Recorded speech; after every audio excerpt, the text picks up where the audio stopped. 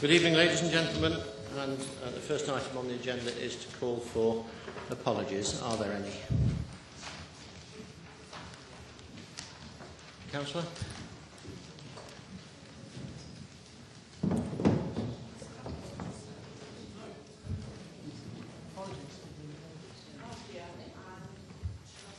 Could you speak up, please, Councillor?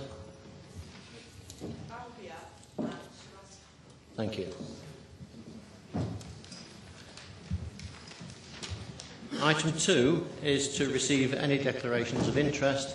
Before we do that, the monitoring officer would like to speak to us all. Just to clarify, Mr Mayor, that in relation to the item on the remuneration of members' allowances, there is a statutory exemption there. There is no need to declare an interest in that for any member. Are there any other declarations of interest? None. So we move to item 3, to approve the minutes of the meeting of the Council held on the 25th of January 2012. Those in favour? That's carried, thank you. Item 4, to receive announcements from the Mayor.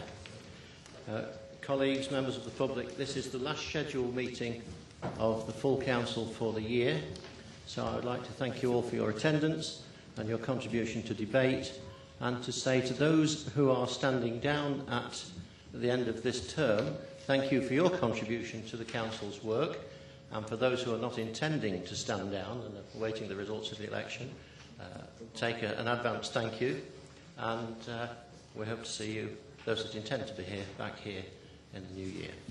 Thank you.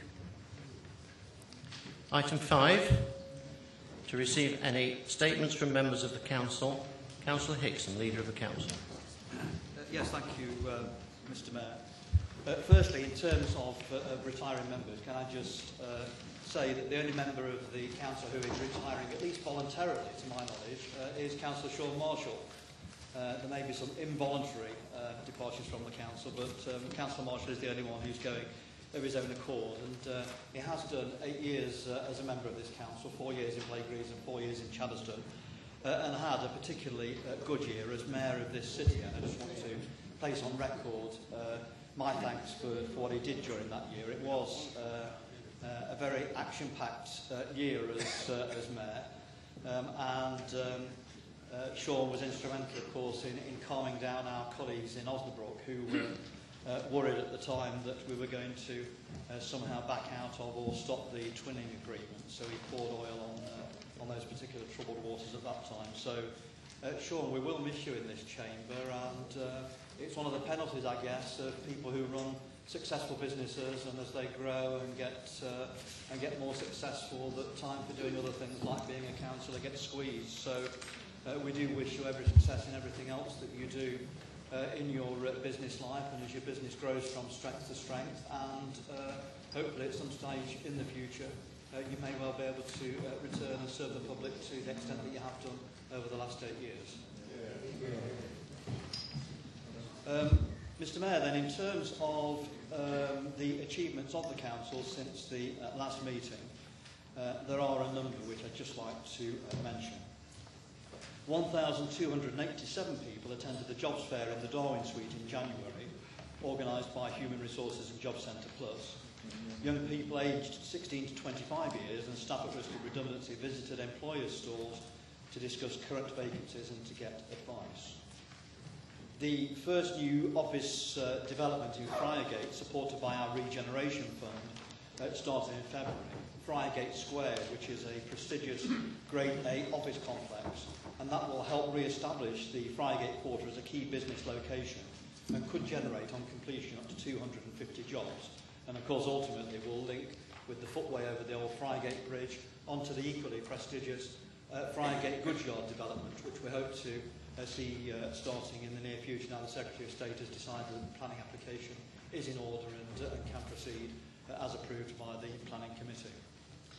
The Urban Design and Conservation team worked in partnership with Tourism and Regeneration Projects to launch and promote the innovative city centre wayfinding signs. And they have won first prize in the waste showing category at the prestigious International Institute for Information Design Awards. So congratulations to the team for that. The Get Into Football programme, in partnership with Derby County and the community, has helped Team Derby Football Club, one of only 6 in the region, to secure a place at the forthcoming Football Association's Under-18 Championships. The Adult Learning Service is amongst the first group of learning providers to achieve the new matrix standard following a 3-day assessment by the EMQC, one of the UK's leading organisational improvement and assessment companies. Dignity Action Day on the 1st of February was supported by staff and partners who organised activities and treats across the city to ensure a truly memorable day for vulnerable and elderly residents in our care homes and day centres. Members will also recall a civic delegation from Osnabrück a couple of weeks ago. 12 members of Osnabrück came over to see us, the first time, I think, for 6 years. And we're working with them to ensure a regular exchange of information and ideas to stimulate business and to learn from each other. I have to tell you that they were exceedingly impressed with the progress the city had made since their last visit. And I think it's no underestimation to say that they were stunned by some of the changes that had taken place, because of course they hadn't seen Westfield open. They were really impressed with the Council House refurbishment, the plans for the leisure strategy that we showed them, and all of the other things that are going on around the city. So that was a really good visit, and it was good to welcome them here as our only twin partners. Hero TSC, who've taken over half of the Egg Building on Pride Park, are delighted with their recruitment so far. As you know, we managed to secure the investment of Hero into the Egg Building, and that's generated up to 800 jobs, and we're expecting double that number as the project moves into full stage in due course. And that leads me on to the Regeneration Fund, which of course continues to attract interest. We've exceeded our targets so far, achieving 35,000 square feet of new office build and £96 million of committed investment and 1,800 jobs so far. So a really good success story in terms of the investment the council has made in the Regeneration Fund. And of course, underneath us, the new Ask Italian restaurant opened in the former Santander public house building. And I understand that's doing well. I've not been yet, although I intend to go in due course, but people I've spoken to have been. We're very pleased with it, and that makes a welcome addition to the restaurant offer, especially being in such a prestigious location in the marketplace. Officers continue discussions with BIS regarding our £40 million Regional Growth Fund programme, and details will be unveiled soon, including our Global Technology Cluster and the Innovation Campus, which will prompt investment, development and jobs in the city. And that is a key part of our Regional Growth Fund bid, and will be an enormous asset as far as the city is concerned in terms of attracting both investment and jobs into the city.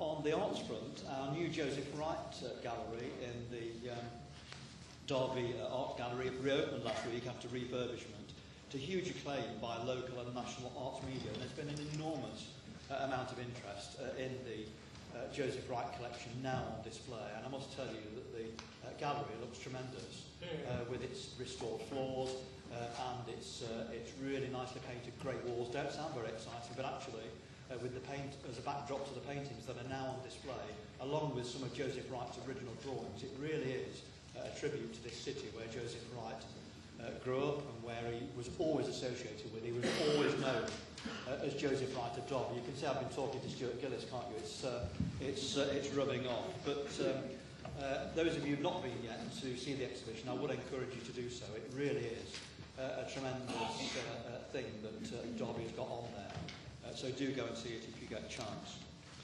Over 400 people have been referred by their general practitioner to join our BU programme in partnership with NHS Derby City. The programme includes exercise and diet advice to assist people in living a healthier lifestyle. I might be tempted to join that myself, actually, because I got in the lift, this is just anecdotally, at Saxon House this morning, only me in it, and it said, this lift is currently overloaded. So what that was all about, I'm not quite sure. So a healthier lifestyle probably needs to be on the cards as far as I'm concerned. The library service successfully bid to the Arts Council in partnership with Quad. We're one of just 13 successful bids nationally out of 109, and the only one in the East Midlands. The bid is to extend the scope of the Job Club at the Central Library, exploring ways in which arts activities can support people who are unemployed. Again, another commendable scheme which I think is going to do credit to the city. And we've now been granted £30,000 by the London Organising Committee of the Olympic and Paralympic Games for dressing the live site in the marketplace and the torch relay route through the city centre for the London 2012 Games. Again, another major coup for the city in terms of the Olympic torch coming here, and the aim is for Derby to help spread the official look of the 2012 Games. And again, anecdotally, there's been some interesting discussions from the police's point of view about the torch going on the cable car at Matlock and the security that might need to surround it on that particular journey. And I think I'll be interested to see how that comes out in due course. And then finally, I'd like to remind you all that the Mayor of Derby's charity ball takes place on Friday the 23rd of March. Working closely with Marketing Derby and partners including Derby College, we aim to have a fantastic evening of fundraising for the Mayor's chosen charities and add to the many thousands of pounds raised by previous mayors. And for those of you who have not seen yet the Roundhouse set out for dinner, it really is a spectacular site, set up with circular tables in that Roundhouse space. Not only is it a spectacle to see, but it really is something that Derby can be proud of in terms of the protection and use of this historic building that nearly fell down at one stage and which is now brought back completely into beneficial use. That's the end of what I've got to say, Mr. Mayor. Thank you. Thank you, Councillor. Councillor Carr.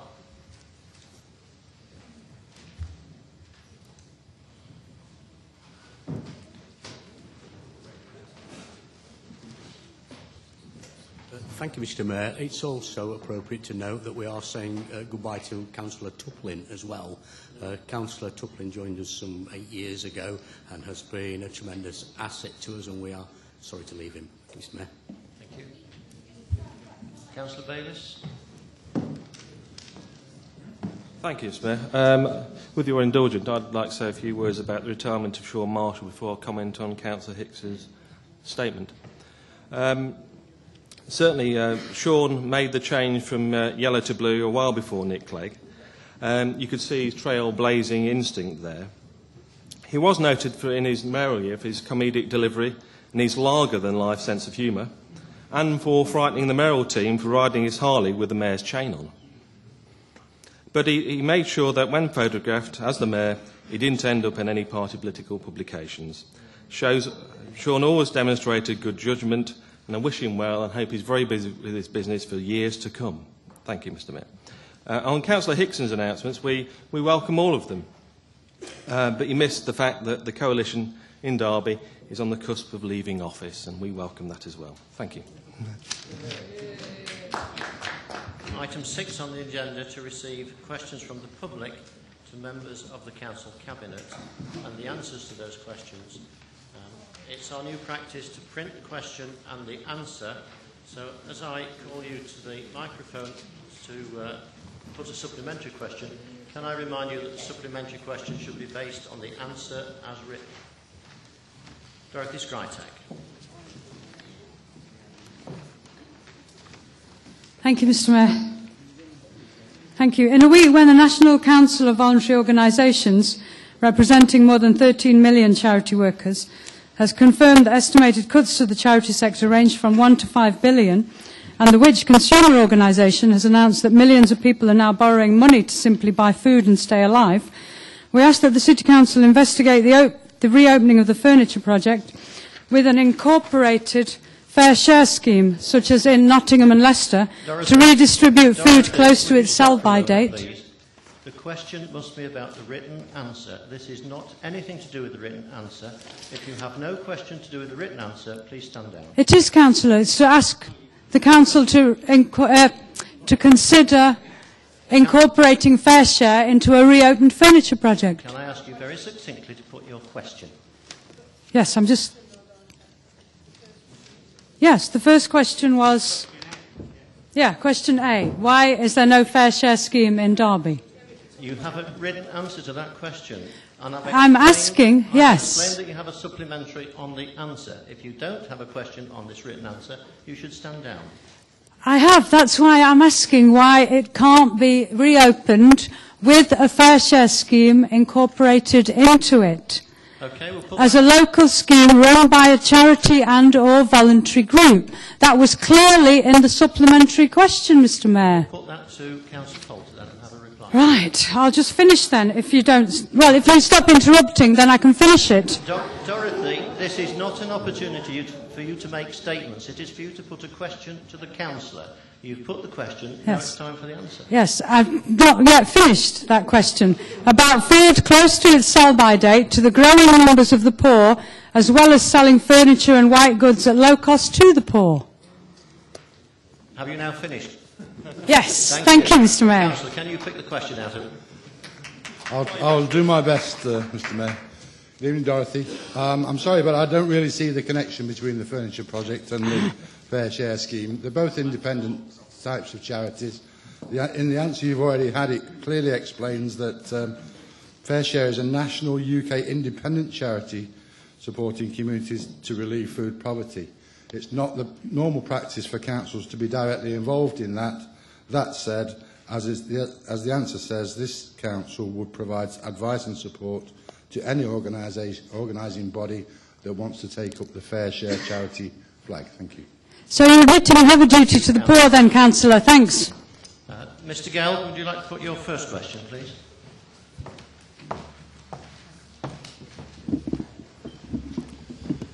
Thank you, Mr. Mayor. Just on a point of order before I put my question, can I understand how supplementary questions are being recorded and or minuted?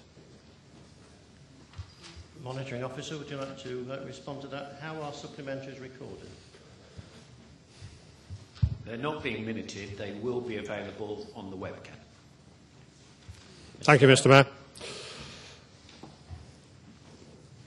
Council has now admitted in its response that despite having what Bill Gates referred to as the leading edge solution for local government, absolutely no savings have been realised in over 4 years, despite briefings and warnings from me throughout that period to all three party leaders.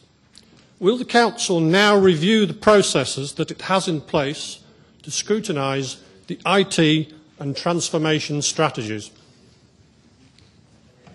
Councillor Hickson.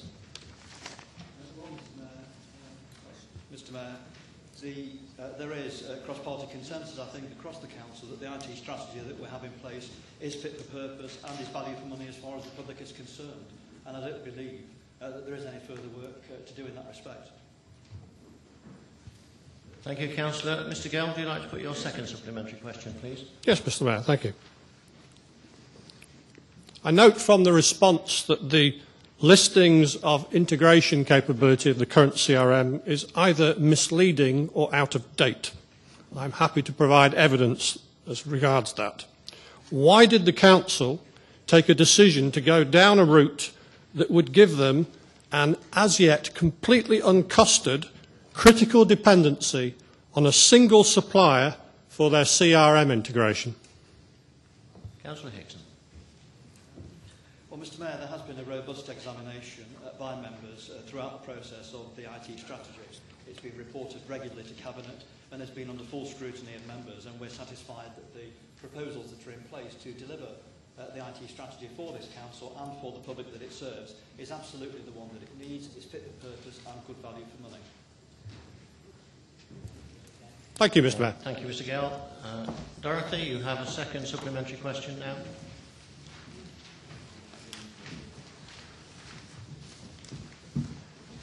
Can I just check, Mr. Mayor, that this is in response to the question D? Question D is the one on the agenda at the moment. Right, and Councillor Skelton states that there are alternative sources for obtaining such items in the city. And I beg to differ because Bettle are far too expensive. People don't have computers. The poor don't always have access to computers or transport. And that's what the furniture project provided. And the Councillor Poulter did admit a Dorothy, duty you're not to the putting a poor. question, you're making another statement. Yes, I spoke to Councillor Higginbottom before this meeting, and she said that there were endeavours that they were trying to keep the project going. So I asked whether the City Council is also trying to keep this project going, saving such furniture from going to landfill and incineration and adding to the pollution that is already in this city. Councillor Skelton.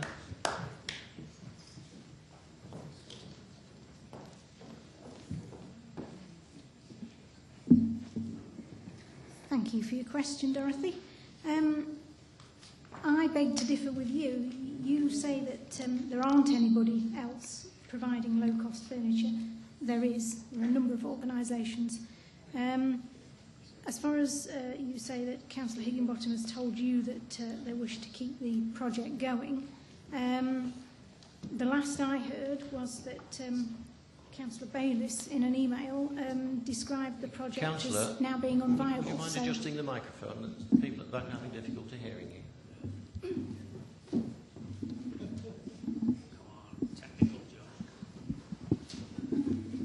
Is that better? So Councillor Paul Bayliss has described the project in an email as being unviable. I'm sorry, we still don't know what you're saying. Well, I am speaking into the microphone. So, as far as we haven't been given any detailed information from the project to the team in the council who deal with the voluntary sector. So, if they're making plans, we aren't actually aware of that. Thanks. Thank you, Councillor. We move now to item 7 to receive questions. Councillor, could you come to the microphone? It is difficult without the microphone, and it seems to be difficult with it. A point of personal information, Mr Mayor, if I may, as I was referred to within the conversation. Certainly, the voluntary sector team have been made aware of the attempts that the Furniture Project Management Committee are making for the service to continue, not the project, service. And I did have a conversation with Dorothy prior to the meeting, and I made that very clear. Excuse me. Another organisation will be picking up the work of the furniture project, and there'll be a press release later this week. Thank you very much. Thank you. Item 7, to receive written questions about the business or functions of the Derbyshire Police Authority, Derbyshire Fire Authority and Derby Homes. I have not received any questions. There are none. Item 8, to receive any written questions from non-council cabinet members to members of the Council Cabinet and the answers to those questions. Councillor Repton, you have a question to put to Councillor Skelton.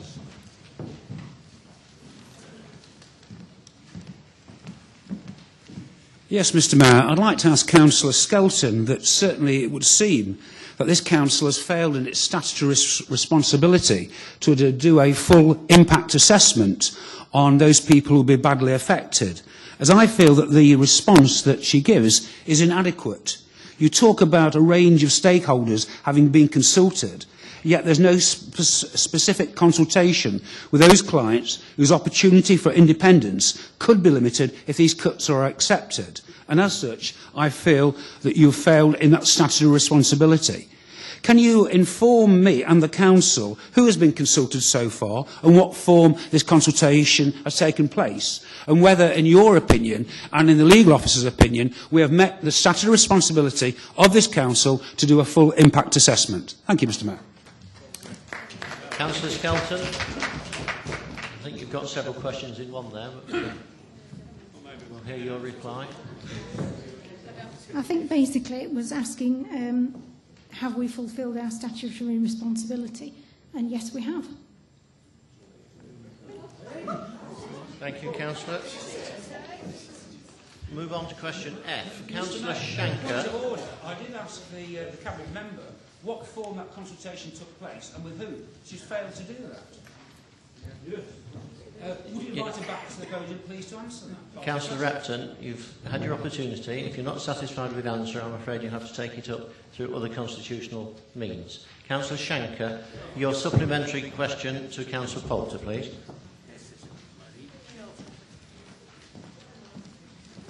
Thank you, Mr Mayor. Councillor Poulter, you claim that the Sinn Féin Lane proposals still remain financially viable. Could you therefore now clarify this administration's political position to Sinn Féin Lane? Do you support the plans to build the proposed plant in Sinn Féin still? Councillor Poulter.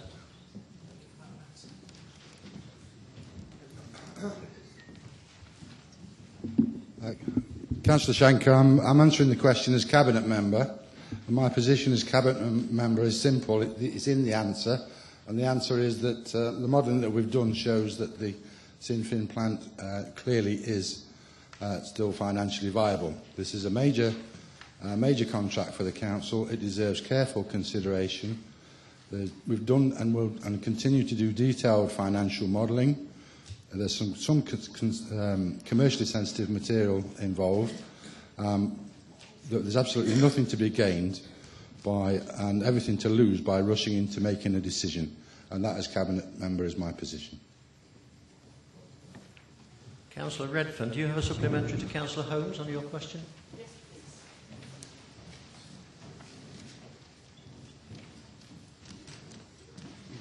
please. Councillor Holmes, can I thank you for your very comprehensive reply to my question on green open spaces. Would you agree with me that these are very, very important to local people? And in light of this, can you shed any light on why the Liberal Democrats are blaming the Tories for changes in the planning regulations that will allow building on these very precious pieces of land? Councillor? I'm going to give you my view on the bigger picture.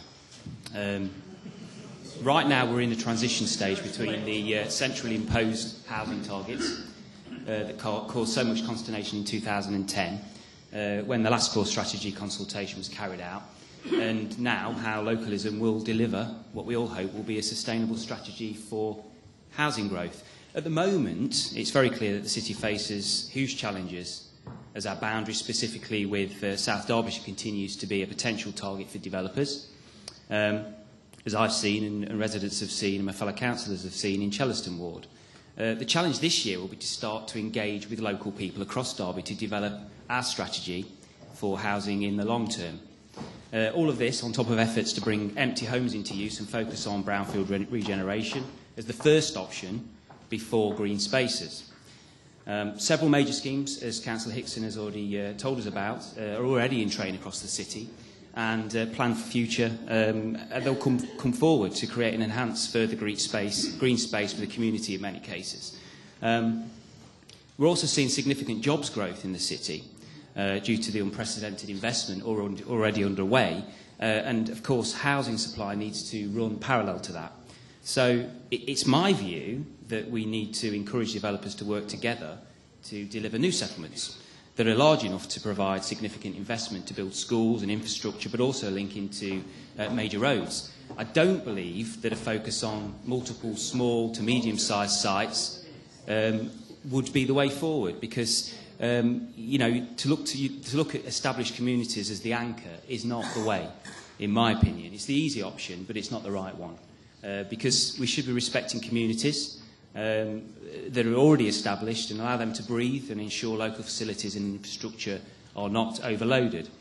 So any drive to bolt on to already established communities at the edge of the city is lazy development, in my view, and it just purely relies on being able to test and force through a local planning system to deliver housing as quickly and as cheaply as possible. And the developers, of course, aren't left with the challenge of providing school places for our local communities where very few currently exist, or to, in doubt, resolve traffic issues, and we are as a council. But I think finally, and I do apologise for being a long reply, but this is something which I feel very strongly about, as I know you do and other my fellow councillors do. I entered politics primarily because of this issue. Around 2004 and 2005, I looked at the city's local plan, as it was then, and saw problems with what was being proposed and the assumptions being made about school places and local infrastructure. And at the time, I remember those concerns were pretty much dismissed by the cabinet member at the time. And I remember asking public questions. And I did feel frustrated that no one was listening and they weren't accepting the fact that we were heading for problems, but specifically towards the west and the south of the city. And of course, now I find myself on the other side of the fence, having to deal with those issues. But I'm happy about that because I feel confident that I understand residents' concerns and the concerns of communities in Derby. So I raised the issue about 8 years ago, and I've been campaigning ever since to steer policy both locally and nationally, as many of us have. And I believe that to be, hopefully, in the right direction. This might answer your question, though. Putting politics to one side, we have to put politics to one side, because I think this issue is like social care. In terms of it's too important for political point scoring, in my opinion. And it offers nothing to residents when we descend into that. So, as community leaders here, we must all play our part in the coming year to engage with residents, to ensure that they have their say, and we are able to steer, together, to steer and influence future planning process via the core strategy and localism. And I would hope that that's the aim that we can all support, whether we represent the Conservatives, Labour or the Liberal Democrats. Thank you. I'm sure Councillor Jones will be having a word with the Liberal Democrat candidate in Derwent after signing the No Lies contract today. Thank you. Councillor Repton, do you have a supplementary to your question to Councillor Williams? Yes, Mr Mayor. In response to my question, Councillor Williams states that the specialist teachers and educational psychology services are currently consulting with stakeholders in schools and parents of children with sensory impairments to elicit their views on the services they value and what they think useful in the future. It would seem to me, as this consultation hasn't taken place, again, that her and this council have failed in its statutory responsibility to do an impact assessment on these budget proposals as they impact on young people with disabilities before this budget is actually agreed. And does she not now think, having failed in that duty, that it's time to go back, revisit it and make sure that that consultation takes place and we have information about who's been consulted, how they've been consulted before the budget is finally implemented? Thank you, Mr Mayor. Councillor Williams.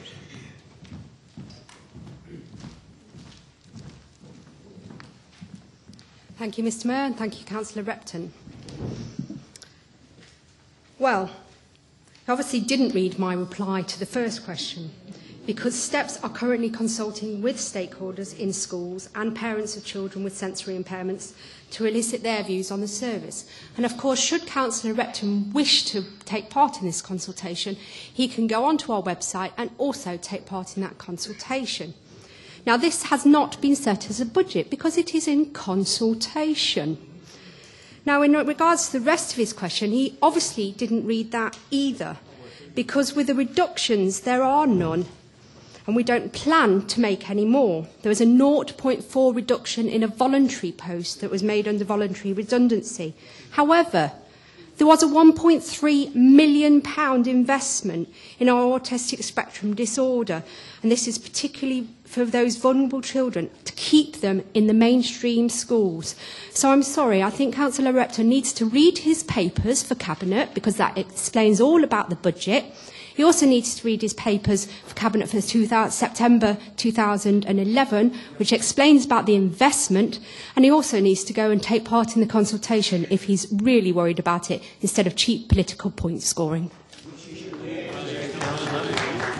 Councillor Shanker, do you have a supplementary to put to Councillor Poulter?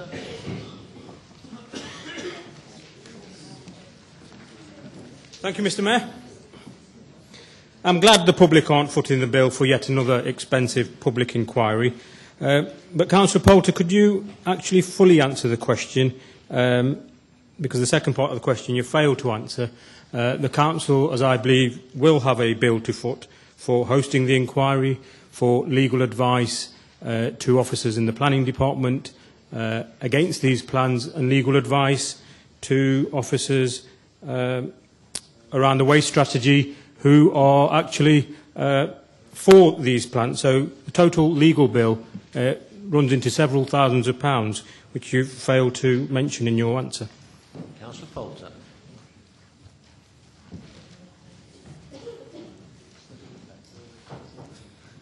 Councillor Schenker, I took the question, as did officers, to mean the legal cost, the actual legal expenses of the court proceedings.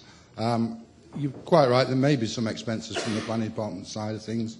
That's not within my portfolio, but I'm sure we can give you a rough, we'll give you an outline of the costs of the planning side of things. I'll get those to you as soon as possible. Thank you. There are no further questions from non-cabinet members. Mayor, can I raise a point of order? I'm somewhat concerned, Mr. Mayor, by the fact that when the public get up to speak here, you're very keen to stop them rambling away from the subject, and yet you allow dissertations like Councillor Holmes for quite a long time not actually answering the question. And I found it very informative. I'm not knocking Councillor Holmes, but what I would like to ask you is, could you be a little fairer in your attitude towards people who've come quite some distance to ask questions in this council and get short shrift, and against the way that you allow cabinet members and so forth to go well off the subject for a long period?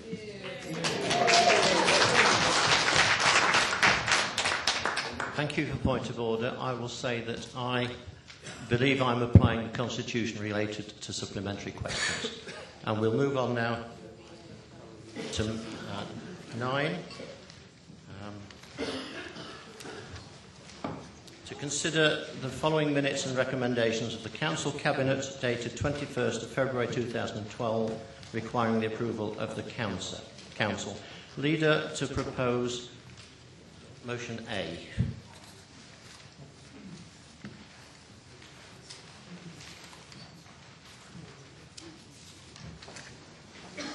Sorry, it's minute 15911.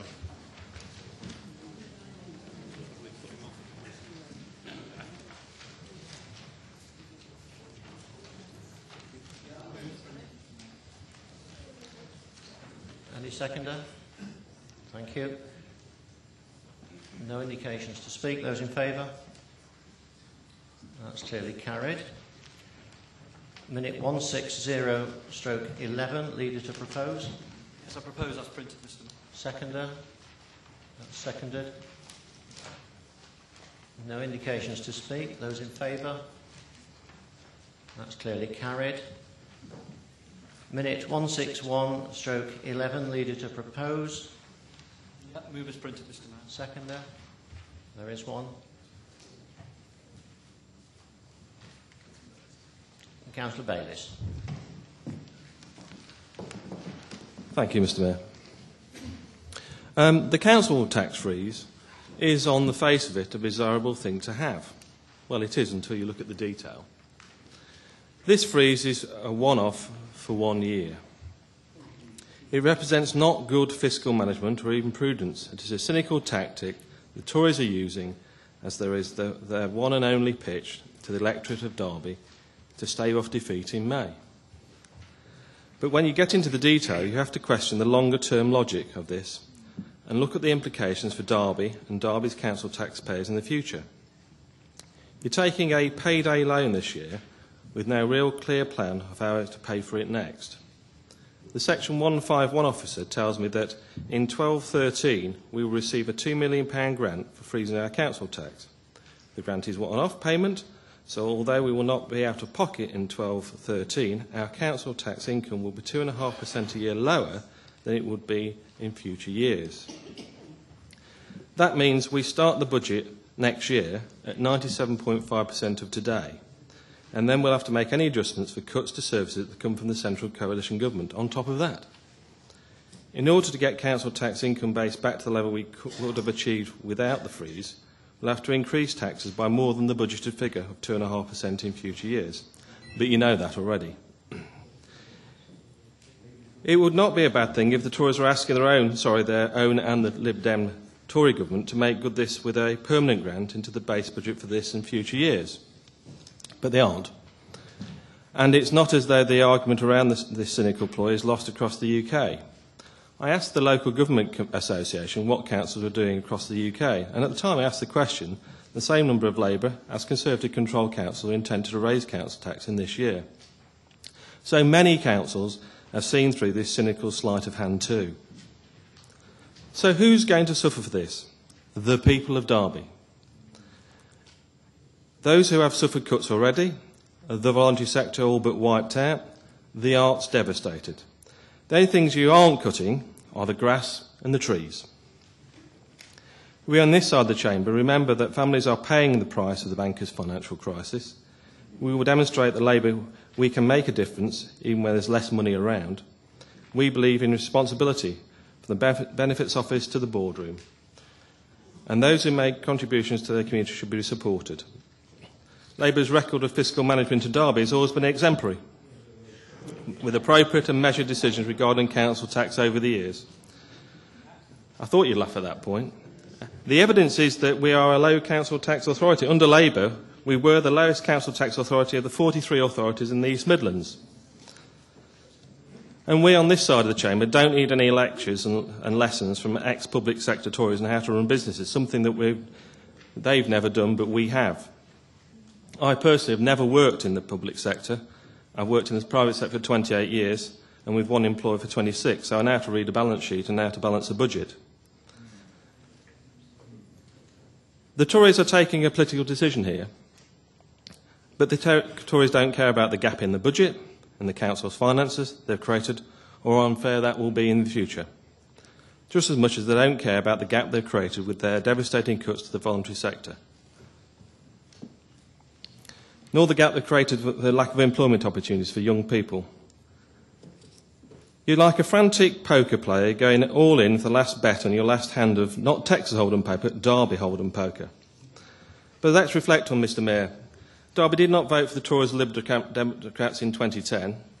The two-horse race in Derby North, I remember that well, and the Yellow Horse came a poor third.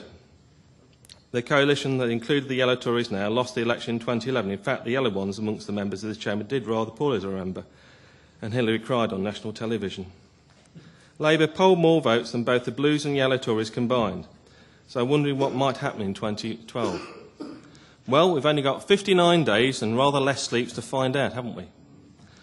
For the return of fairness and for a party that cares about the gaps being created in Derby, and one that will listen to the people and not take cynical decisions that endanger the future financial stability of this city, Labour will leave the chamber tonight and take the arguments made here onto the streets and the doorsteps of the people of Derby and seek a mandate for change. And one we will ask the government to fill the gap you've created, and with your help, we will make sure that the council's finances are stable and not the people of Derby paying for this. Thank you.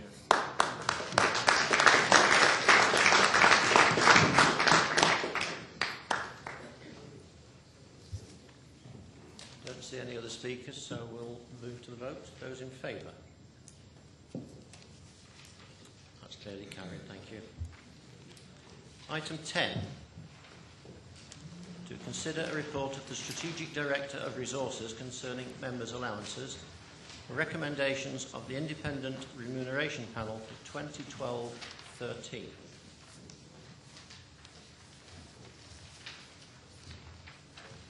you moving this, Councillor? Seconded. Councillor Roberts.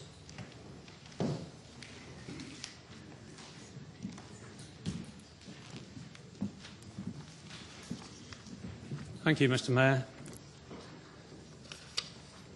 I've looked very carefully at the recommendations of the Independent Remuneration Panel, and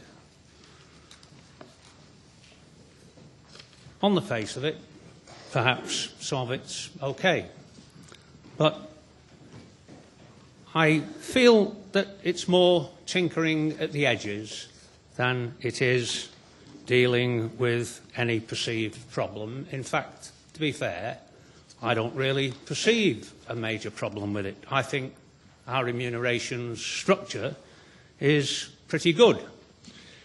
I look at, for example, 2.7, which says the leader's allowance is a standalone figure within the scheme, the current Cabinet SRA becoming 100% benchmark for other SRAs, and those being expressed as a percentage of the status quo. So that we'd have, for example, on that basis, the Deputy Leader would be receiving 150% of the Cabinet member's position. I don't see why we're going to that any more than it's existing 3/4 of what the Leader is, unless it's to try to make the Leader of this Council into some kind of superhero. I don't think that that ought to be the case, and I've also looked, as they have, at other unitary authorities. There is quite a neat list of unitary authorities on the Stoke City website, for example, not the official one, the equivalent to the Derby Gripe, but it lists the authorities. Many of them are somewhat higher than Derby City, although we look at Stoke, Nottingham and Coventry. Stoke and Nottingham are higher than Derby City. I've got no problem with that. That's their choice, and I don't want Derby to be chasing after other authorities. That's not the purpose of my being here. But what it doesn't say in these documents, although it says quite a bit about 50% and so on, but I believe that in the terms of reference for the regulations on regulations on SRAs, that no councillor should be paid more than one SRA and that only 50% of councillors should be in receipt of it, I think that we are in compliance with that. I have no problem. But there's nothing said about what I call supplementary benefits. And every leader of this council, whilst certainly in the last 5 or 6 years, has had some form of supplementary benefit. And if I started with Chris Williamson as the leader, actually he was leader of the opposition when he got it, but he went on the Derbyshire Fire Authority and received his allowance, 25% of the leader's allowance, plus a considerable amount from the Fire Authority, which was equivalent to about £15,000 or £16,000 at the time. More, in fact, than he was receiving as a councillor on Derby City Council. As you'll know yourself, Mr Mayor, when you were Deputy Leader of the Council, you were also on the Fire Authority and received slightly less than that, but certainly a significant amount. And Councillor Jones, who's on the Police Authority, receives her basic allowance of £9,000 additional from the Police Authority, and that is in addition to what she gets as Deputy Leader, which is over £30,000. Now, I don't think that those are insignificant sums, and I don't see why we ought to be looking to boost the leadership. But of course, the one and the most significant allowances actually are with the leader himself. And Councillor Hickson gets £39,905.75 as leader of this council, which I think is a fairly significant sum. But he also gets £31,886, making a total of £70,991.75, which I think is quite enough. And I looked at that document that the remuneration panel have put forward, and they say he works too hard. But he's on 10 committees of the Police Authority. I say we're okay as we are. Thank you.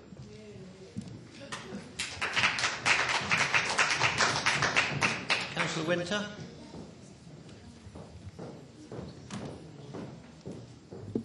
Good evening, Mr Mayor. The Liberal Democrat group supports some of the recommendations in this report. namely 2.1, 2.2, 2.3, 2.4 and 2.8. We cannot support recommendations 2.5, 2.6 and 2.7. Singling out one person to receive a pay rise when everyone else is on a pay freeze doesn't send out the right message.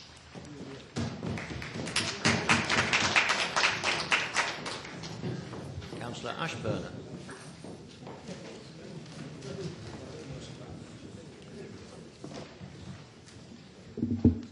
Liberal Democrats do not believe that widening the pay differentials between councillors is appropriate. Currently, the leader receives about 4 times as much as the ordinary backbench councillor. If the proposals contained in this report were implemented, the leader would get 5 times as much as a backbencher. That might sound reasonable if you judge it by the standards of executive pay in the wider economy. But this council should set an example to the wider economy. Under the Labour government, we saw wage differentials rise, but the consequential time of austerity is not the time for continuing this Labour Party policy. In general, the public do not approve of widening pay differentials. This can be seen in the various debates on this issue, with which members and observers of this council and the press are well aware of. Thus, we can only support some of the recommendations in this report. Thank you.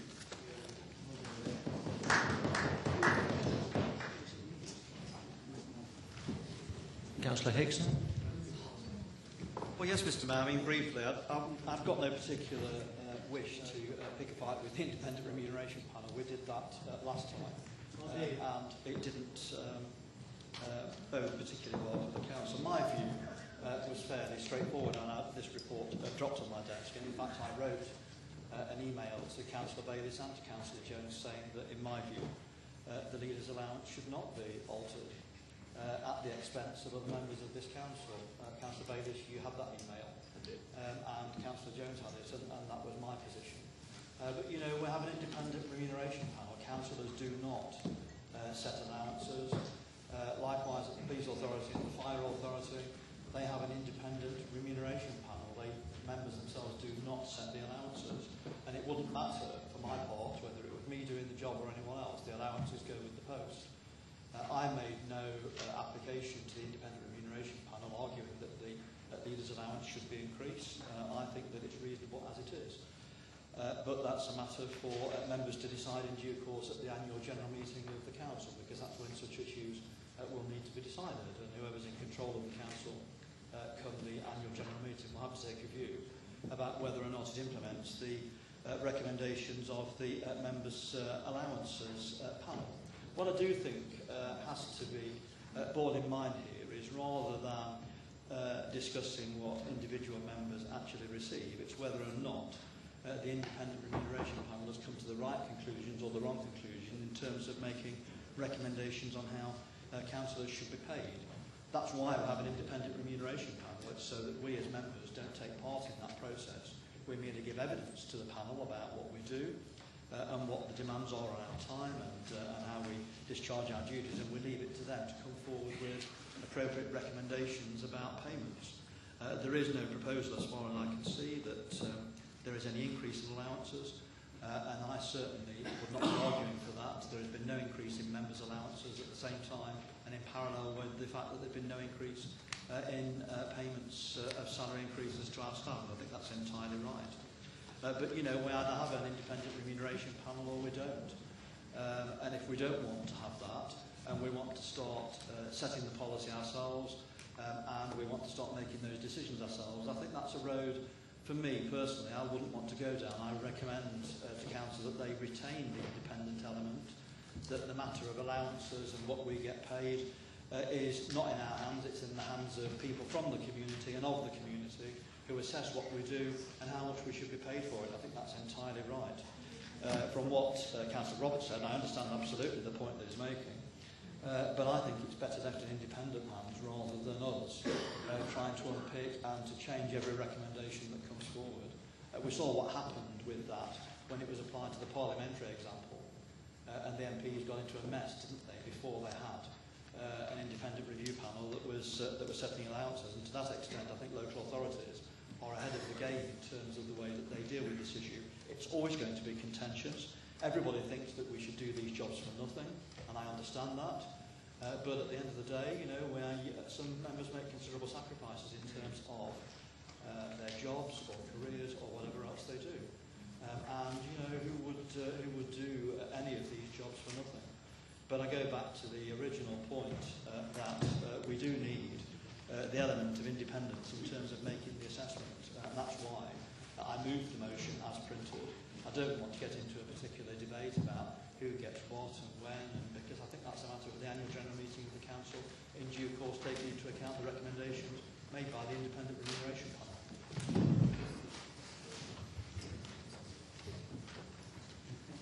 There being no other indications to speak, the monitoring officer has asked if he could make some points of clarity on this motion. Thank you, Mr. Mayor. Just to re-emphasise the point that has been made, particularly in relation to Councillor Winter's comments, the recommendations from the body that are encompassed in the report, document 10, 2.5, 2.6 and 2.7, you're not being asked to make a decision on those this evening.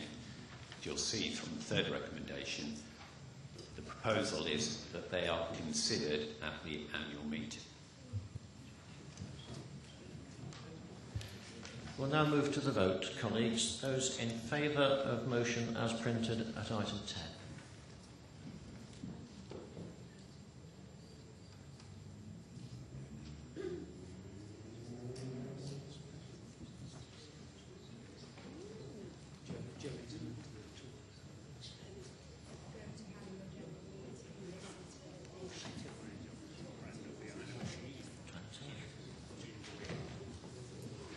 Those against, please.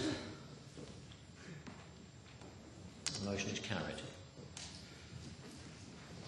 Item 11, to consider a report of the Strategic Director of Resources relating to the pay policy statement. Councillor Hickson, are you moving this one? Seconder? Several? Any speakers? Moving straight to the vote then on item 11. Those in favour?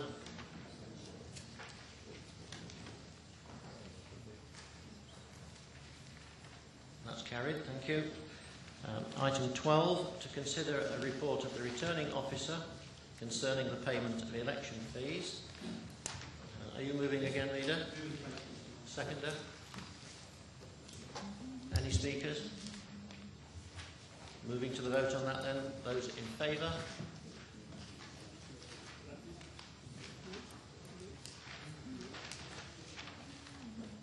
That's carried, thank you. Moving to item 13, to consider the following notice of motion. Councillor Hickson to move, Councillor Bayliss to second. Would you like to move your motion, Councillor Hickson? Very briefly, Mr Mayor, if I may. This motion, I think, which I understand has cross-party support, is for this council to pledge its support to the Armed Forces Community Covenant. This will give us access to a pot of £30 million to help ex-servicemen and provide support to them as they move out of the services and into the community. I commend it to the council. I think we should be doing everything we can to access this money and to be able to do everything we can to support service men and women in our communities. Councillor Bayliss. Thank you, Mr Mayor. The Labour Group's always happy to support our armed forces and help in any way we can. Let us not forget that currently our local regiment has a battalion deployed in a war zone, as reported by certainly Derby Evening Telegraph and the BBC. We would support this and move to the vote, Mr Mayor. No other speakers, and we've got a resolution to go straight to the vote, so those in favour? I think that's unanimous. Thank you. That concludes our business tonight. Can I just, before we go, give my personal thanks to your tolerance and your support to me as Mayor, as it's the last scheduled meeting. and we will meet again in full council for the annual meeting. Thank you very much.